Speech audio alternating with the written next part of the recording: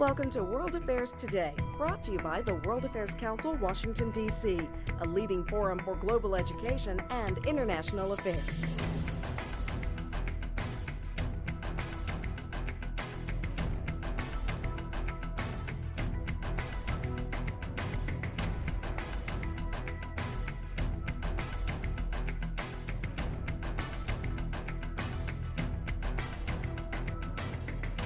Good morning and welcome to the World Affairs Council, Washington, D.C. Thank you for coming out on this rainy morning, and we're very, very glad to have you here. My name is Heidi Shoup. I'm president of the World Affairs Council, Washington, D.C., and on behalf of the Board of Directors and members, it's my privilege to welcome you here this morning. We're delighted to host this extremely timely discussion on foreign direct investment and the nexus of foreign direct investment and national security issues. It's certainly a topic that has enjoyed a lot of media coverage in the last few weeks. Our moderator today is the Honorable Roel Campos, a partner in Locke Lord LLP, and is the firm's National Chair of Securities Regulation and Enforcement. He recently served as President Barack Obama's Presidential Intelligence Advisory Board, and beginning in 2002, Mr. Campos was appointed twice by the President and confirmed by the Senate as a Commissioner of the Securities and Exchange Commission, and served in that capacity until 2007. For 5 years, he served as the Commission's liaison to the international regulatory community and became well known among international regulators.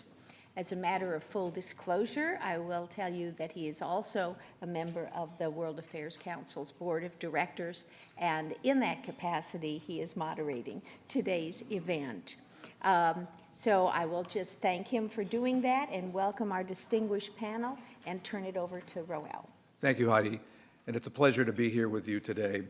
As Heidi said, almost nothing occupies current thought, current news as much as the relationship between the United States and China. And the two strongest countries in the world are in this phase of transition, shall we say, in which our business has to be facilitated, in which we are learning about each other, in which we are learning about how to deal with particular issues. So it's in this in this frame of mind that we have this program today to help promote better understanding and help promote better relationships so that business can flourish between our two countries and our relationships can get improved between our two countries.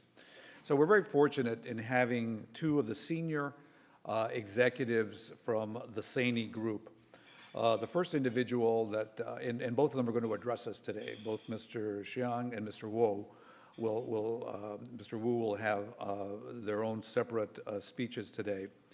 So let me first introduce Mr. Xiang Wenbo, who will speak to us first. He's the president of SANY Heavy Industry Company. He has over 20 years experience in the machinery industry. He joined the SANY group in 1991 and was mainly responsible for the production business and marketing.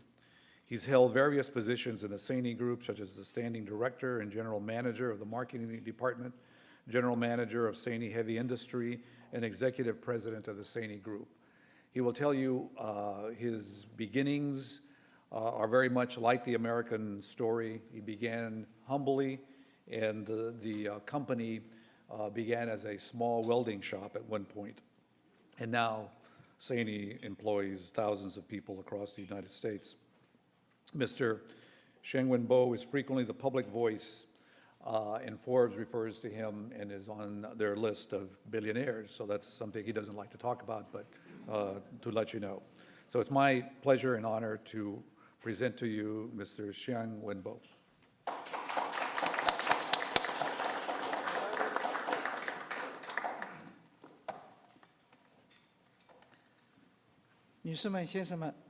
Ladies and gentlemen, good morning. My name is Xiang Wenbo. I'm the senior executive from SANY Heavy Industry. Today here also, who's going to address you later on, is Mr. Wu. I'm very happy and very privileged to be here today.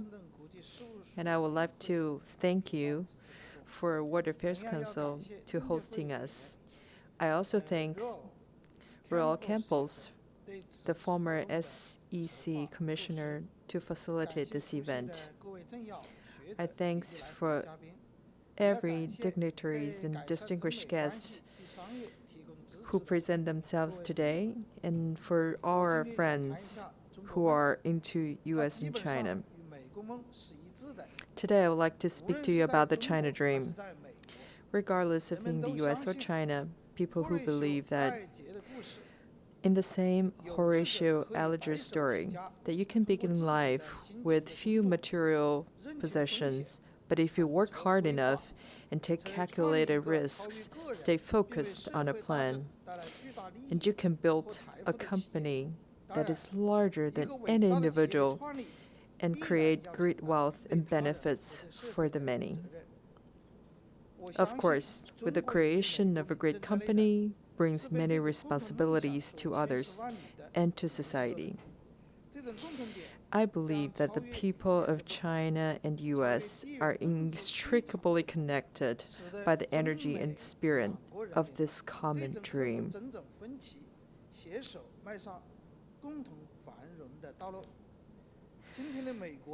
America today continues to provide examples of the reality of the American dream and the creation of great companies that did exist not very long ago.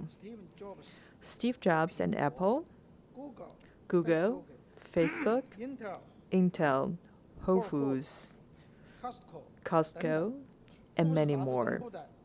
Forbes magazine reported that there are over 400 billionaires in the United States. That is almost twice as many as the billionaires in China, which has about 160 with those in Hong Kong. And those mushroomed in the short span of about 25 years. It has been a pleasure to be with SANY, since itself is a realization of the China dream. 21 years ago, we did not have capital. Neither we could count on the support from the government. However, we believe in the strong belief that the China dream of building a company with hard work that could build the products who qualify would exceed all others, which later become the SANY Group. Today, in just over 20 years, SANY has grown into a global company with 7 industry parks in China, 4 R&D and manufacturing base outside China in the United States, Germany, India, and Brazil. Each year, SANY reinvested 5 to 7% of its sales revenue back into R&D, making it possible to expand its product line to create concrete, road, port hoisting, coal mining, pine driving, excavating, and wind energy machineries.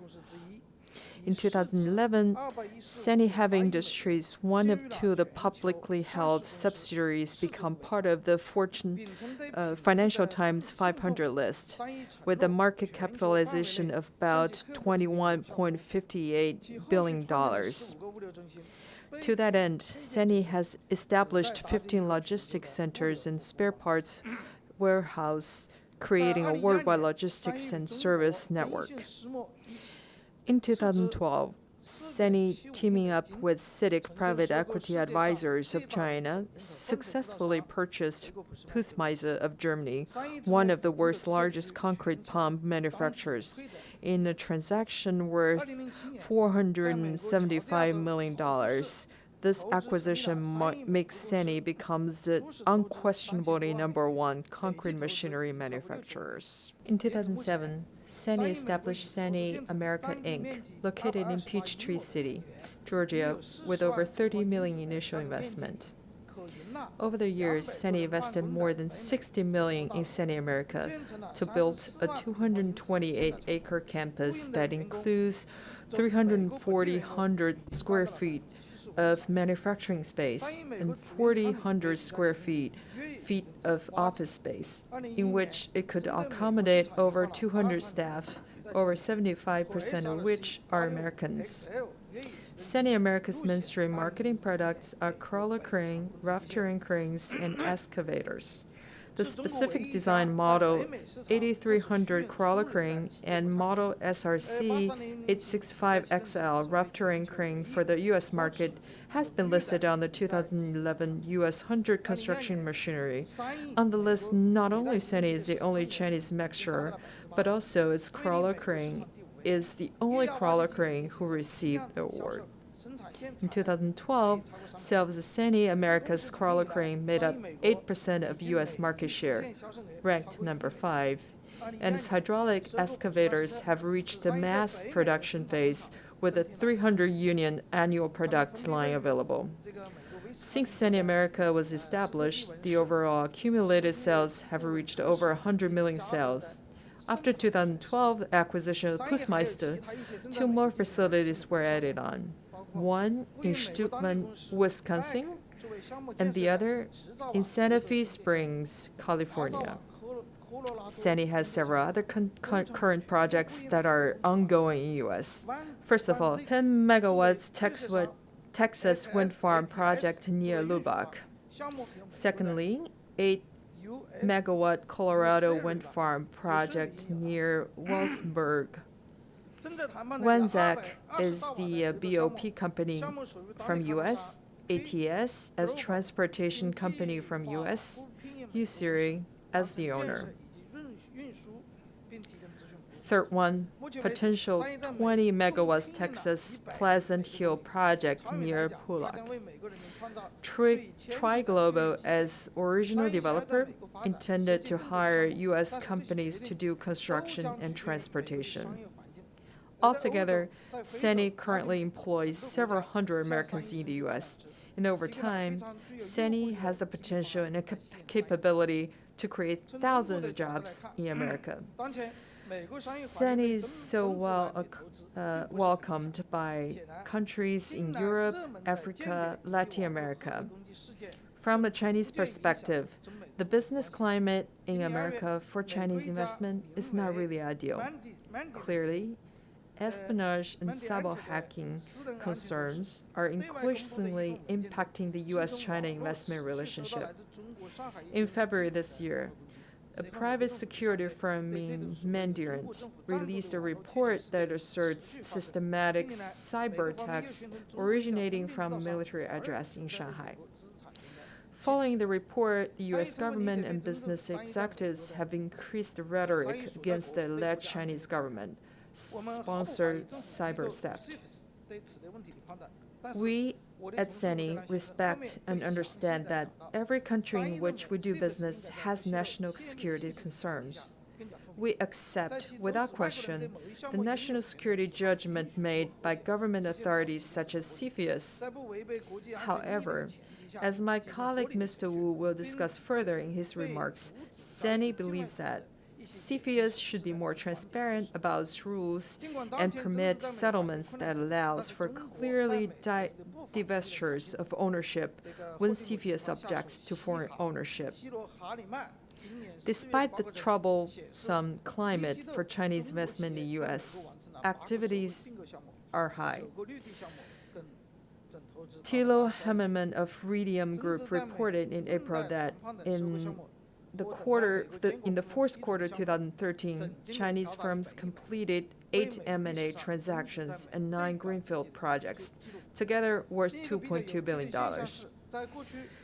Chinese-U.S. acquisitions currently under discussion or awaiting regulatory approval amounts to more than $10 billion, one of the strongest quarters ever recorded for Chinese investment in the U.S. Another interesting trend also reported is that in the past 15 months, private Chinese companies spent more on U.S. deals than in the 11 years before combined. SANY is a private company in the past, in the present, and in the future. And SANY is going to be a very important partner in all of the Chinese investment in the U.S. One can only wonder, how much better the investment flows into the U.S. could have been and in the future if a more welcoming climate existed for Chinese companies to invest in the U.S. It is our view that the U.S. government should directly combat the growing perception in China that the U.S. is not encouraging Chinese investment. The recent summit between the two presidents of the U.S. and China in California is a good step, but needed to be followed by important next steps. Given the recent negative statement from a member of the Congress about Chinese telecom suppliers, a clear statement and policy that is joined by both the executive branch and Congress that Chinese investment is supported and encouraged is needed. Pointing out the impressive Chinese investment in the U.S. and the resulting boost given to the economy and job creation will ultimately move the public and government to seek solutions that maintain and increase the investment flow. Such a statement could emphasize that the impact of the national security will remain the highest priority and that domestic regulators will continue to protect the public from fraud and other misconduct. It is very clear to us that the many issues between China and the U.S. cannot be solved overnight. China is relatively new to rules of commerce that the U.S. and the Western nations use.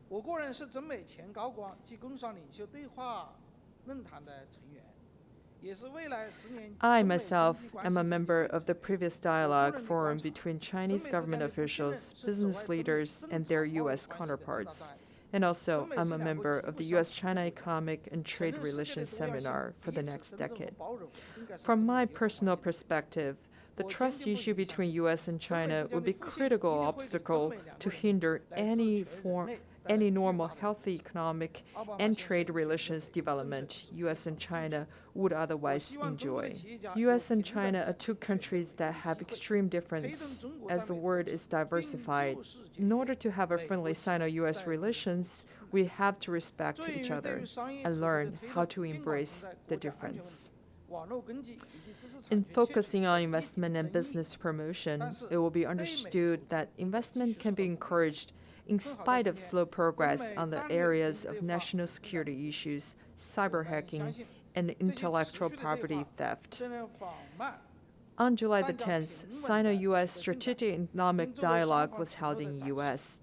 We believe that such ongoing dialogues will make slow but steady progress and demonstrate a true commitment. Such dialogue will help create a better atmosphere for Chinese investors in the U.S. If you believe, as I do, that our American-Chinese dream helps make us a global family, then family members must maintain communications through such formal dialogues to demonstrate to the other that the relationship is valued, that investing in each other's economy is very important, and that current problems with persistence and patience can be resolved. Once again, having a shared dream is like sharing the same spirit and soul. America and China can prosper together in the years to come. Thank you very much for your kind attention. It's now my great pleasure to introduce Mr. Wu Jialiang. Mr. Wu is the Senior Vice President of SANY Group and SANY Electric. He has been friends with Mr. Xiang for 30 or 40 years, he tells me. They knew each other in school. So this is what happens. Great things happen when you go to business with your friends, apparently. Previously, he served as general manager at SANY Heavy Industry. Prior to his work at SANY, Mr. Wu was general manager in succession for Harbin Light Electric Company, Zhuai Tianqing Mechanical and Electric Equipment Company, and assistant to the chairman and representative of the U.S. region at Harbin Institute of Technology Galaxy Company from 1998 to 2002. Mr. Wu holds a bachelor's degree from the National University of Defense Technology and a master's degree in mechanical engineering from the Harbin Institute of Technology. Mr. Wu. Oh, thank you.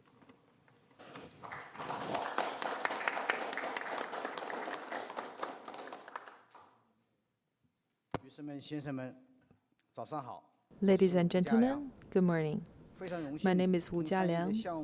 I'm very proud to be here today with Mr. Xiang from SANY Group today, hosted by World Affairs Council of DC. I would like to give my special thanks to Commissioner Campos for facilitating this event. I also give my thanks to all of the dignitaries, scholars, and distinguished guests who are attending today and support a better improving business and cultural relationships between China and America. Ms. Xiang stated in the most elegant and poetic terms that the Chinese person and the Americans are connected by a dream that they share, that one can rise from having nothing to create a successful company and great wealth by working hard, having a good plan, and staying focused. SANY is one of the best examples in China for such a dream. Beginning with almost no resource, Mr. Xiang and SANY group of founders, led by our inspiring leader, Mr. Liang Wenbo, built a global company that has contributed and will continue to contribute to the well-being and success of many, not only in China, but across the globe and in the United States.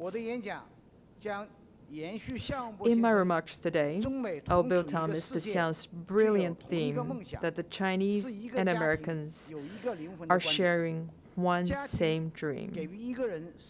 A family is a source of strength, providing refuge and stability to one's life.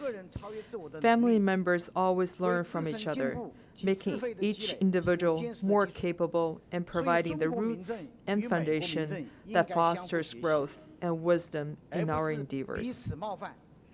It is important for the Chinese Americans to learn from each other and not to take offense or be exalted when actions by either produce unintended consequences. After all, this is a family with different customs and practices that are not always well understood.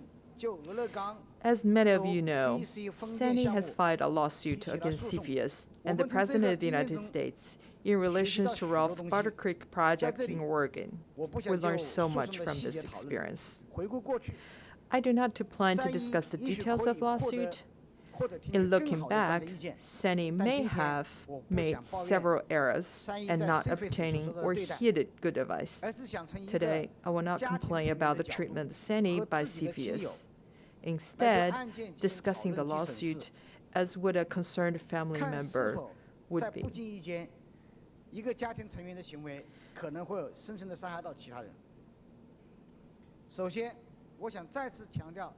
First of all, let me emphasize one of Mr. Xiang's important points.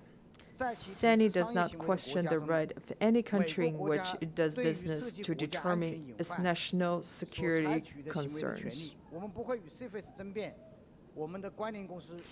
We have no quarrel with CFIUS determining that there was a national security concern when our affiliated company Ross purchased the rights from a Greek company to construct 4 wind farms in Oregon that were within 30 miles of a U.S. naval installation that apparently conducts classified testing of military products, which, however, is unknown to Ross management at the time of the transaction.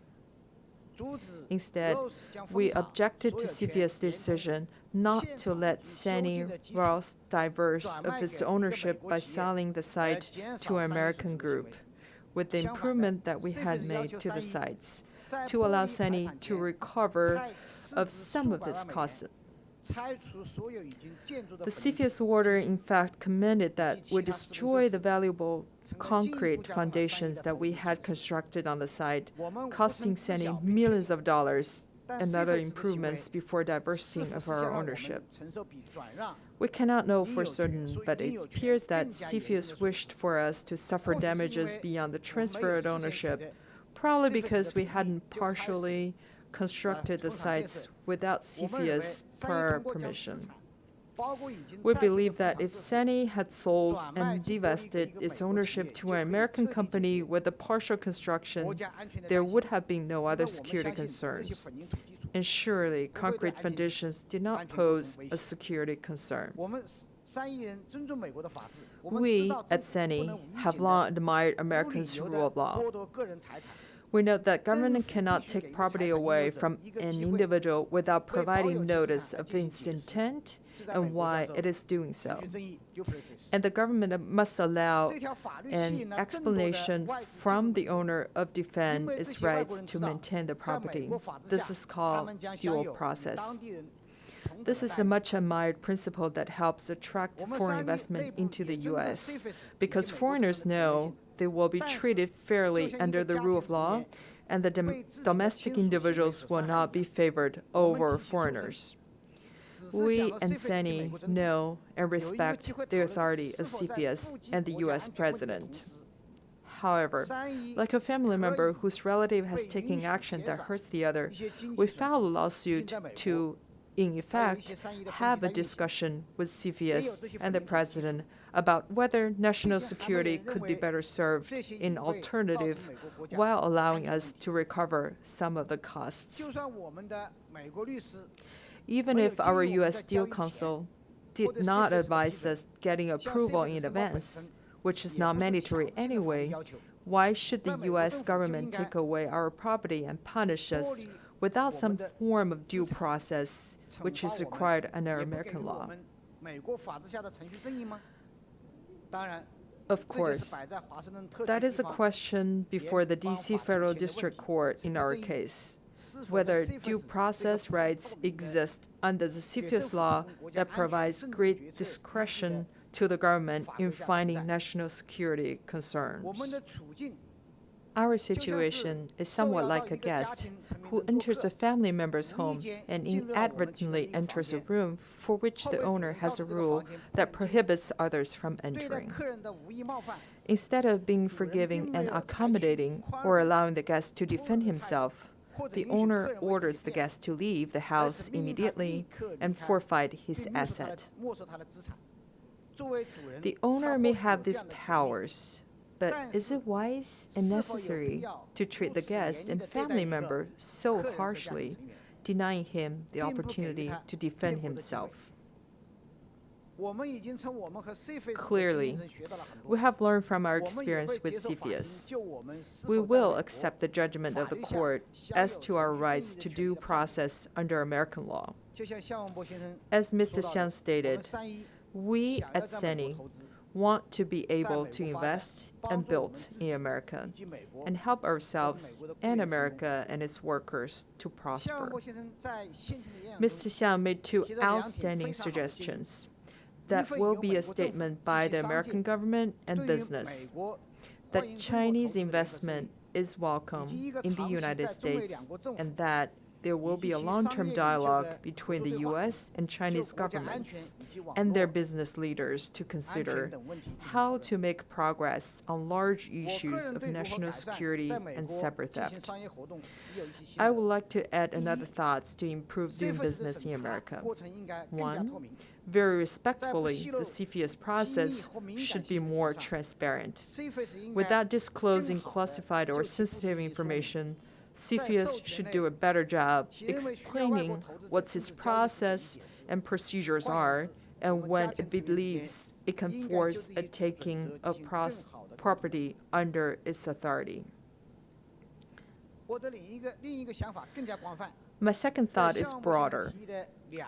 I propose to add to Mr. Xiang's concept of a dialogue between China and the United States that there be a subcommittee of business members from both the United States and China that will make recommendations as to how national security concerns should be dealt with, while allowing foreign inbound and outbound investment. For example, surely there can be some agreement that certain types of products having machinery, turbines, and engines do not pose the same concerns as, to example, telecommunication equipment. Perhaps the business committee could recommend a type of engineering laboratory that could perform or develop testing or examinations of equipment built in foreign shores. I return to our theme of a family learning from each other. When SANY chose to file the lawsuit against CFIUS and the President of the United States, People in China were quite impressed. I was asking China a lot, Mr. Wu, can you really sue the President of the United States? Won't you be followed by government agents? Then I addressed and answered, yes, I can sue the President on behalf of my company. And no, I can come and go into the United States without trouble or being followed or punished for that act. Therefore, filing the lawsuit has been a great experience to the Chinese and other people around the world as to how the rule of law can provide the freedom for one to protect one's rights against one's own government in the courtroom on an equal footing. In turn, I also believe that Americans can learn many good things from the Chinese. For example, when Chinese business leaders make investment, we have a very long-term objective. We're not as focused on short-term profits Americans seems to be. We think in terms of sustainability and whether the project will produce returns and benefits in the long run. I share Mr. Xiang's great vision of the Chinese and Americans being part of a global family, that we can work together, be prosperous together, and learn from each other. To make the global Chinese and American family a truly functioning entity, we must have a clear statement that Chinese investment is welcome in the U.S., have a great dialogue between our countries in which business participants have CFIUS communicate its rules more clearly and be more transparent, and to have the business communities of both countries work together to find solutions for using each other's product. I thank you very much. So we've just heard two very excellent speeches from our two honored guests today from the SANY group, and I think they present a lot of interesting issues for discussion and thought, and are thought-provoking. And so our thought was that we would have two experts help us today. And our experts, sitting to my right, and are, first of all, Dr. Derek Scissors from the Heritage Foundation, who is a well-known China expert. You see his name everywhere, and with respect to thoughtful, serious writing about the relationship between the U.S. and China.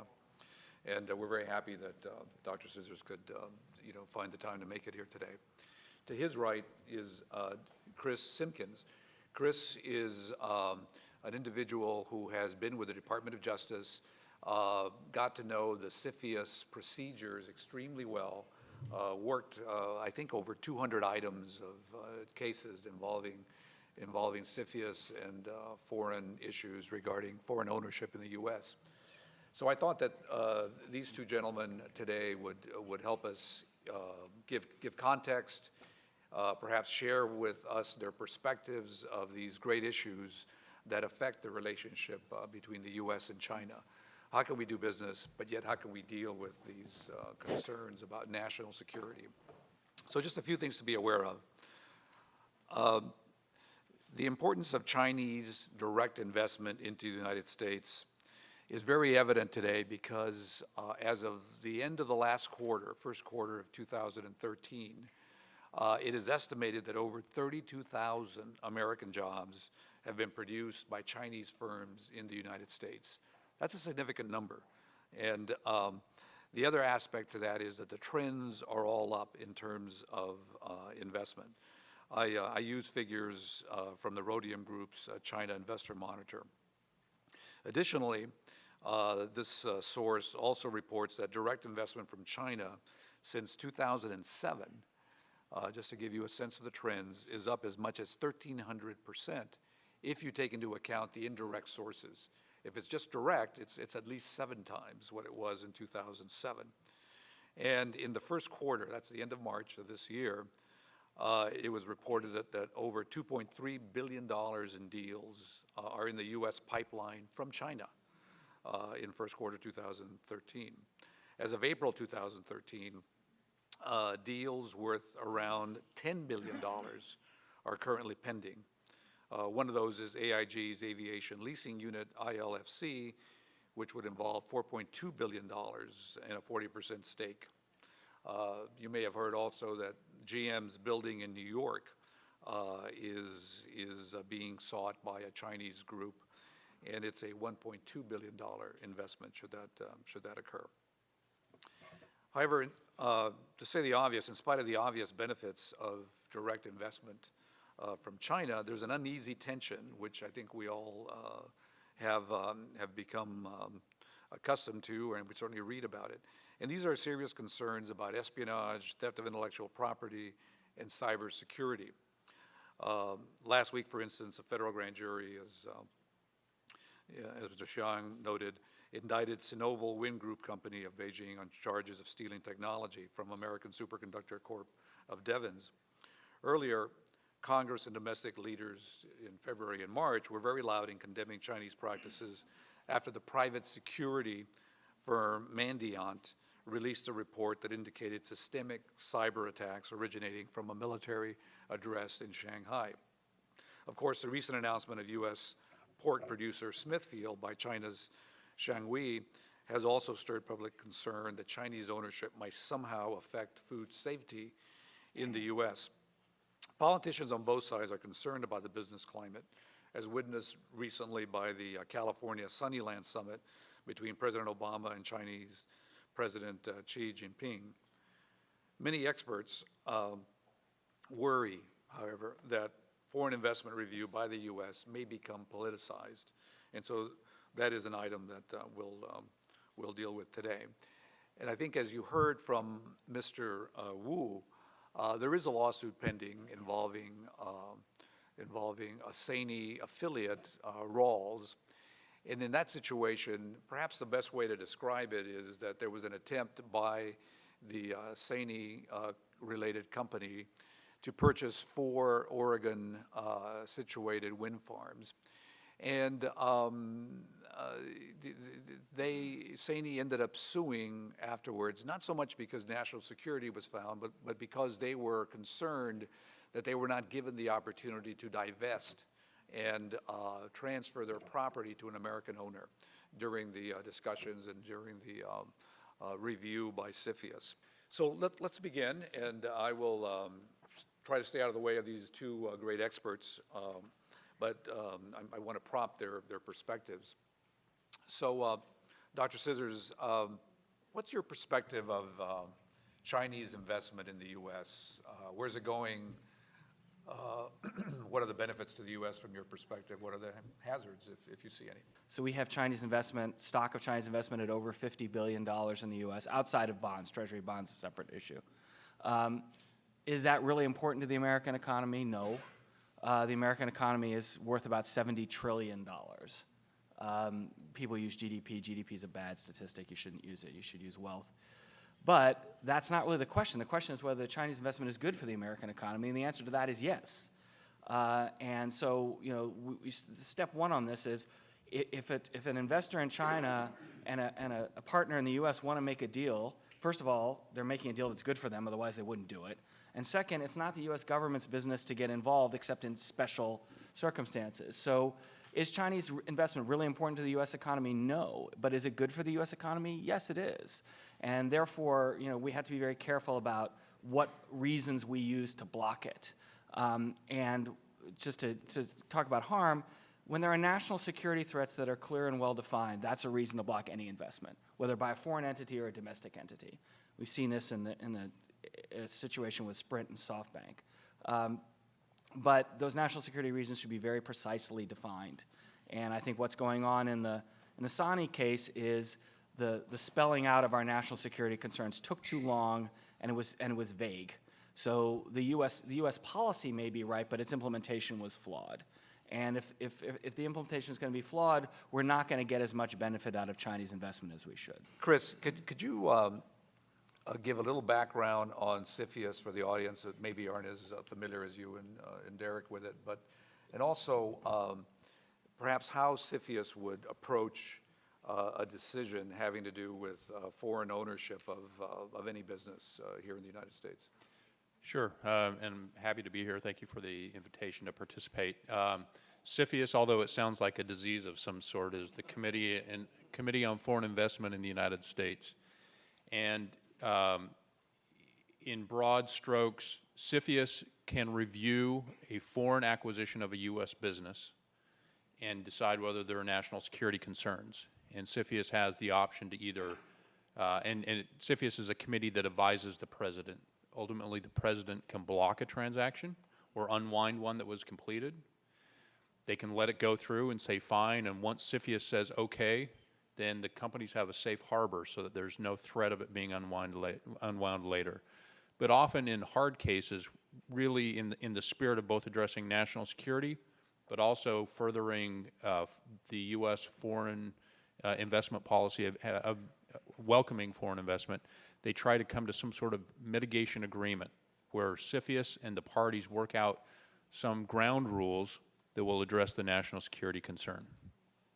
When CFIUS approaches any transaction, it's really looking, there are two sides to what CFIUS does, and that's important to understanding what happened in SANY, in the SANY case, but all cases. They look at in their parlance, they look at a threat and they look at vulnerability. Those are the two things, and together in some, what is art, not science, it comes up with risk. And for CFIUS, threat is all about who the foreign entity is. Who is SANY? Who is, BAE? You pick the foreign investor in the United States. Who are they? What country are they from? Is there intelligence about the company itself? Is there intelligence about the country they come from? Is there intelligence about people who work in the company? And that threat focus is driven by the intelligence community. And that is the most classified element of all this. And so when we talk today about CFIUS being a black box and there's this classified element, that's the threat information, that's intelligence information. We as the general public don't get access to it, we won't. And before moving off that point, let me pause and say, it's important to understand that when CFIUS looks at transactions, it's not just the company itself. Again, it can be the people within the company. So, for example, CFIUS can block a transaction or say there's a national security problem with a transaction and not care at all about what the company produces, their services, what they do. And it could have everything to do with individuals who may be employed at the company when the executives don't even know about that individual. Those are the kind of hard things that we don't get perspective on. That's threat. Vulnerability is about the asset being purchased. How does that U.S. company relate to national security issues? And sometimes, again, it's not about the company. They could be producing Twinkies or Coca-Cola. But if they happen to be right next to a military installation, that can be a vulnerability too. So,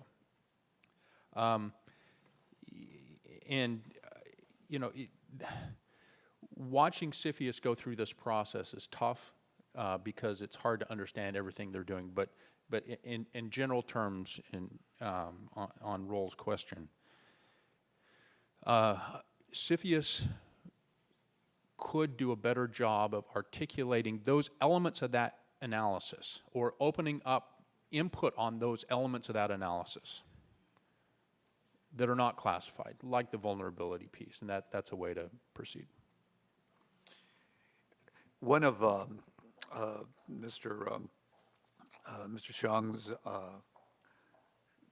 comments was to have CFIUS more transparent, and so I think that maybe we can agree that there's communication, better communication seems to be a generalized problem throughout the world in almost everything. So this is maybe another area.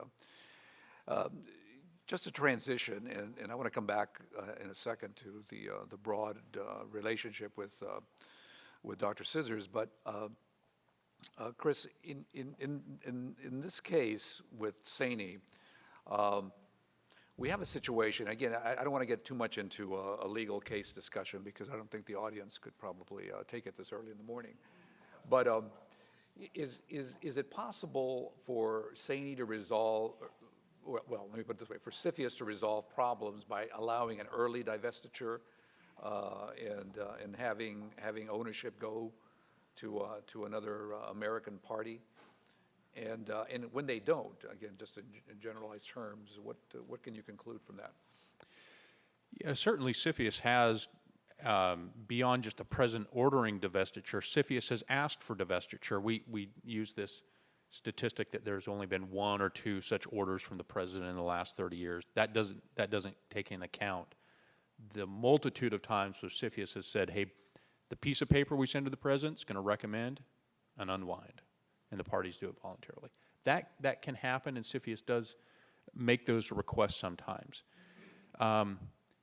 Early divestments is a way to resolve a lot of this.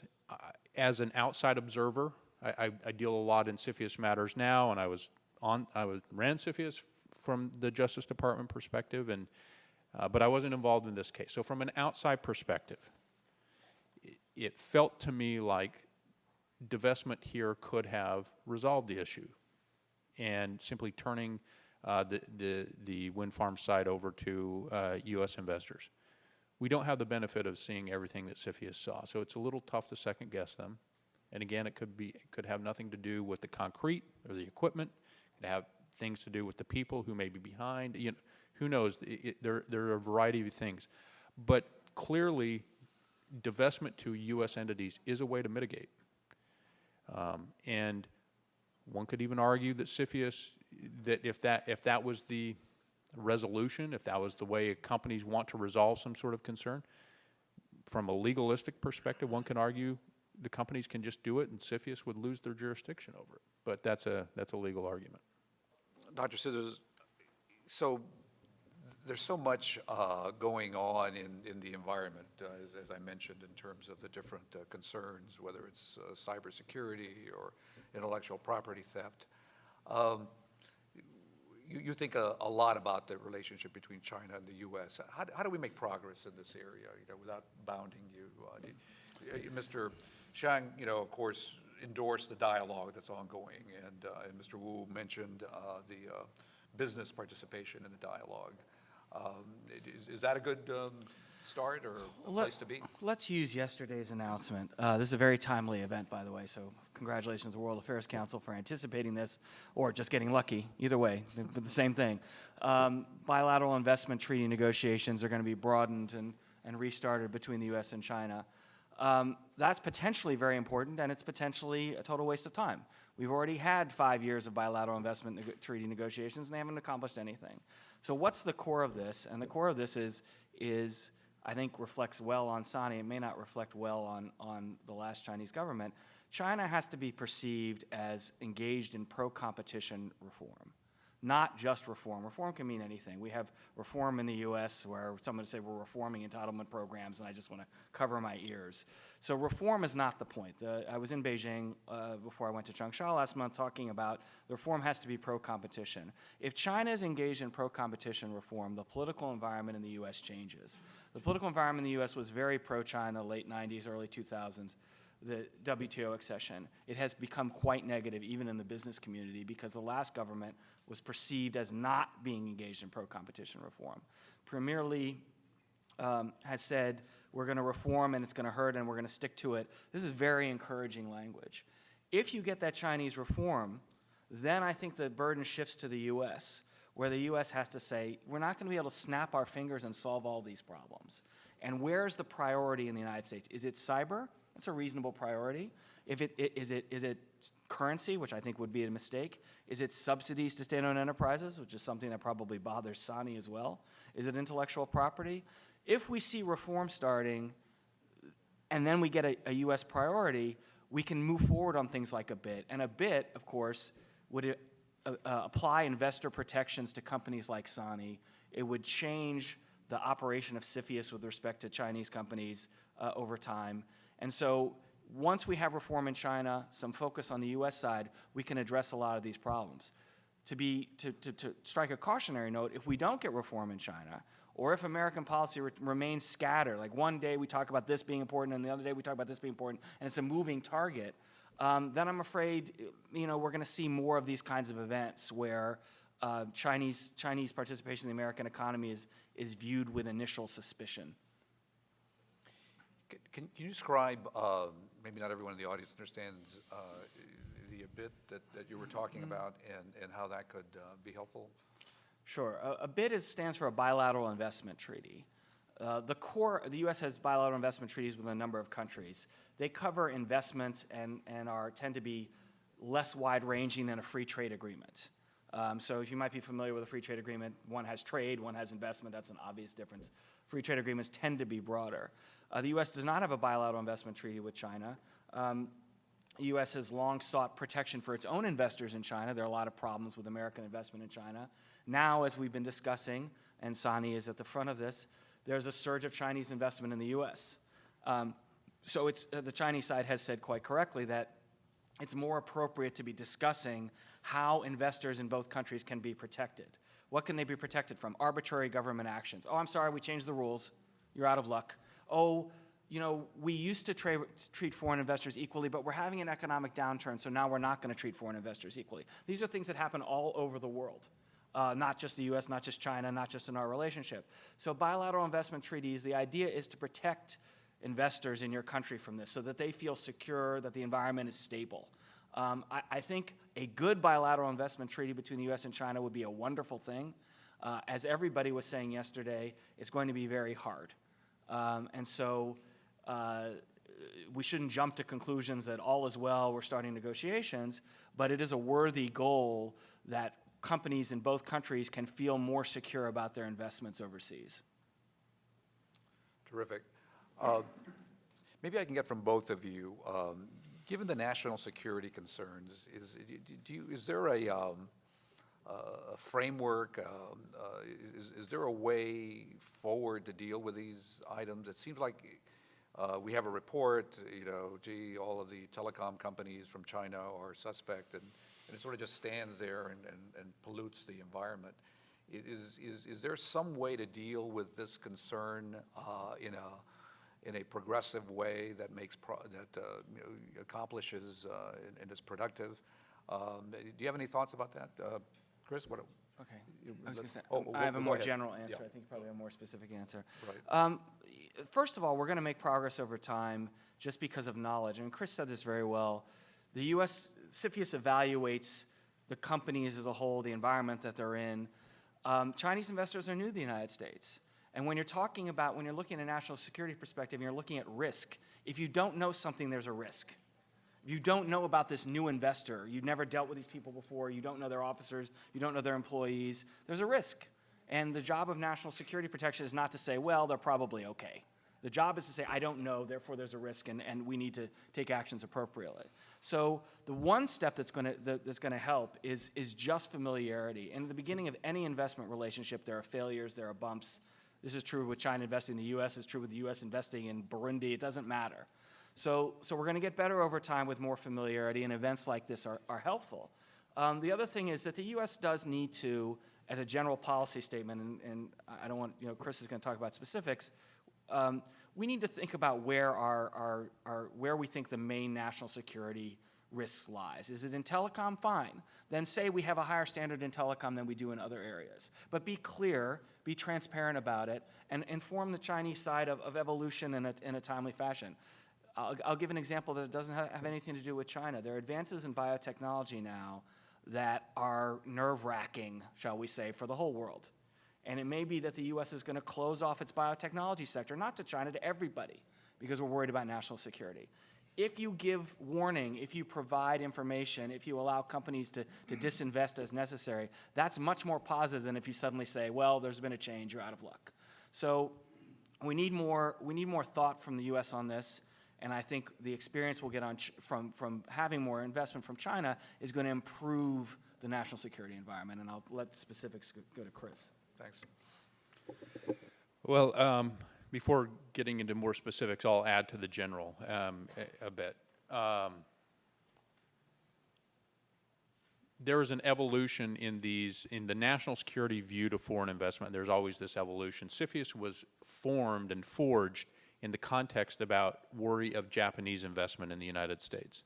And then over time, and CFIUS was really reactionary, and over time it waned, and today Japanese originated transactions go through. The SoftBank Sprint transaction that CFIUS reviewed recently had zero to do with the Japanese. Zero. had everything to do with certain equipment manufacturers. And there were other waves. Unfortunately, I was the Justice Department guy in CFIUS during Dubai ports. And this was in the post-9/11 era, and there was all this worry about Middle Eastern investments in the United States post-9/11 and the craziness that ensued. And today, those transactions go through easier. My view is that in many respects, China is in that same mode, and with some Chinese patience, it will calm down. There will be more patterns, and even since SANY, there are Chinese transactions being cleared by CFIUS today that would have been caught up in some of the same stuff, a year or so ago. Part of this again goes to the unknown. The United States intelligence community and defense community, the law enforcement community, which is CFIUS, is struggling to adapt to a world, particularly in information. Telecom, cyber, that kind of thing, where the supply chain is truly global. It's truly global. And understanding that everything is going to have a foreign element to it in the United States is part of what they're grappling with. And so what we see is CFIUS striking out in particular circumstances, trying to address a macro problem. And really, I must say again, the SANY transaction had nothing to do with SANY's concrete. It was ultimately an information issue. They were worried about, CFIUS, in my view, was worried about that being a platform, because they're casting a broad brush on Chinese companies, that being a platform for information gathering. That was the problem. That's going to settle down. And CFIUS, even within the intelligence and security community, which I still circle in, the analogy that we use is that CFIUS is like shutting and locking a front door on a house and leaving every window open.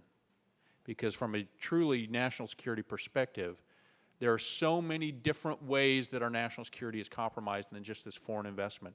But CFIUS is the only tool to address this right now. And the U.S. government, having nothing else, is going to slam that door shut and lock it sometimes. That's going to moderate. And I think that, in my humble opinion, it's not going to be government regulation or statutory reform that's going to fix this and going to smooth out relationships with China. What it's going to require is patience and a bit of a track record of Chinese companies successfully investing in the United States, showing that they're good citizens, recognizing that at times there are national security concerns, just like China should have national security concerns about certain U.S. companies going into China. What they do to us, we do to them. It all goes around. But that's going to ameliorate over time. And it's the actual practice, the track record of investment that is going to solve a lot of these issues. Thank you all in the audience for being with us. I think this was very informative, very thought-provoking, and I appreciate your support. Thank you very much.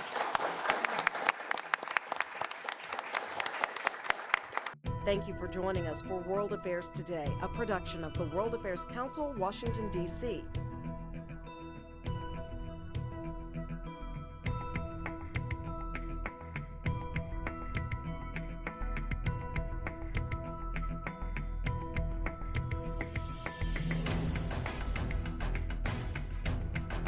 Stay connected with us at www.worldaffairstoday.org.